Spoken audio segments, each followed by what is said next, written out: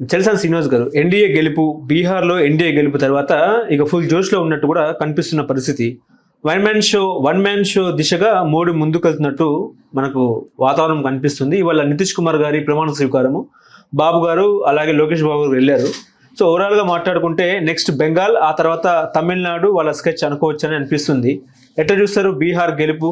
పాజిటివ్గా అప్పుడు ఏది మనం అనుకోవచ్చు, ఈవీఎం గెలుపు ఎవరో కేంద్ర అదాని గారి ఎన్నికల కమిషన్ చెప్తూ ఉంటారు, దాని ప్రభావం ఉంటే ఉంటుంది. కానీ ప్రజా తీర్పుని గౌరవిద్దాం.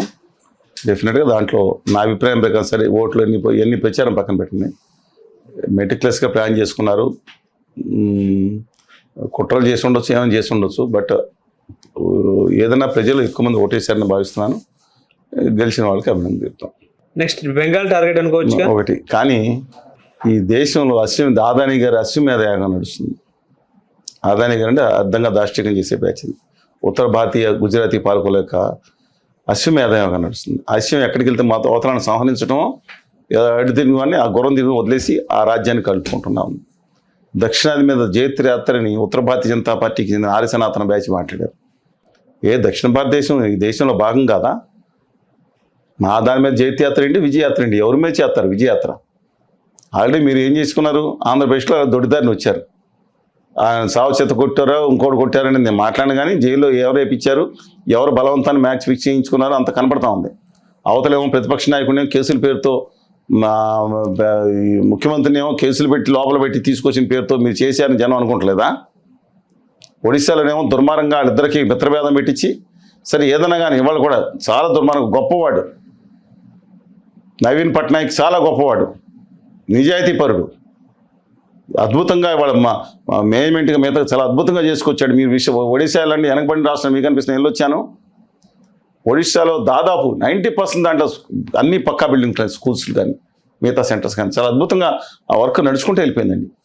ఏం చేయకుండా. సరే అక్కడ ఏం చేశారు? ఇవాళ పశ్చిమ బెంగాల్ మీద మీ దాడి సరే చేసుకోండి, దాడి చేస్తే ఏమైంది? కానీ మీ పప్పులు తమిళనాడులో కూడా ఉడకవు, కేరళలో ఉడకవు.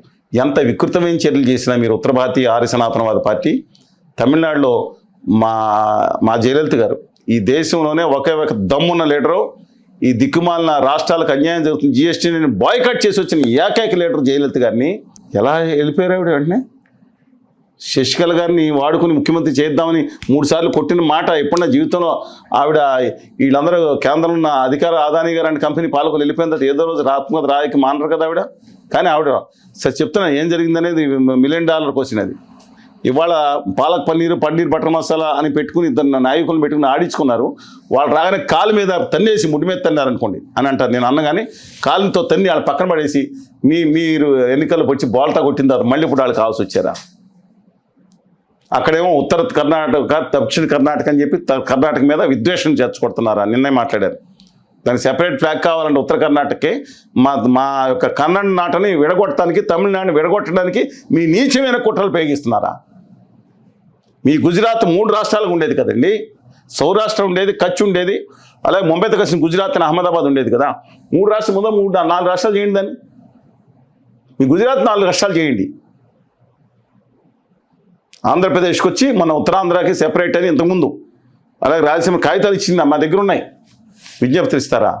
మొక్కలు చెక్కలు చేసి ఆ తెలుగు జాతిని ఏం చేస్తారు? మానసికంగా ఒకటే కలిసి ఉంటాం. మీరే అనుకోవచ్చు, 13 కోట్ల మంది ఉన్నాం. మీ గుజరాత్లో కన్నా బాగున్నాం. చాలా బాధగా ఉంటుందండి.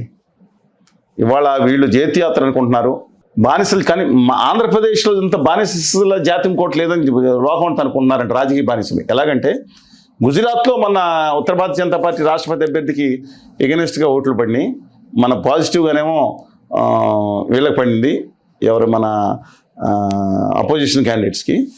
మొత్తం దేశంలో అన్ని రాష్ట్రాలు పడింది, కానీ ఒక ఆంధ్రప్రదేశ్లో మాత్రం పదండి తోసుకొని బానిసలుగా గుద్దేశారని వాళ్ళు అంటున్నారు. నేను బానిసలు అనకూడదు కదా మన ఎమ్మెల్యేలు ఎంపీలని. అడ్డంగా కళ్ళు మూసుకుని రాష్ట్ర హక్కుల గురించి కూడా మాట్లాడకుండా, భావితరాల భవిష్యత్తు గురించి కూడా, విభజన హామీల గురించి కూడా అడగకుండా కళ్ళు మూసుకుని గుడ్డెద్దులాగా వేసేసారని వాళ్ళ అభియోగం. నేను అనకూడదు గుడ్డెద్దులు వీళ్ళు అని. నేను ఎమ్మెల్యేలు ఎంపీలు కదా, గవర్నీలు కదా వీళ్ళు, మనం అనకూడదు, గౌరవించాలి వాళ్ళని. వాళ్ళు ఎన్ని అన్యాయాలు చేసి దారుణాలు నమ్మక ద్రోహం చేసిన దానికి సపోర్ట్ చేసినా మనం మాత్రం ఏమనకూడదు వాళ్ళని.